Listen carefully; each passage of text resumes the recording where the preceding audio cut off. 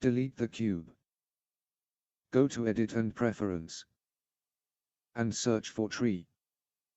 A add-on with a name. Sapling and Tree.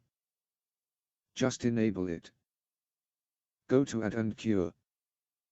At last we can find a sapling option. Now just go through the option and see the difference.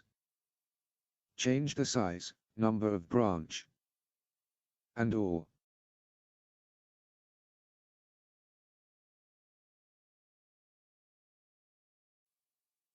We can change the type of tree.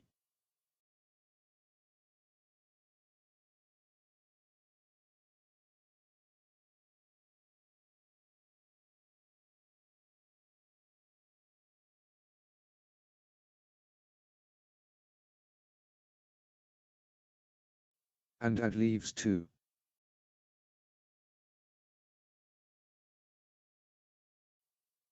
Cool. Thank you. See you in next video.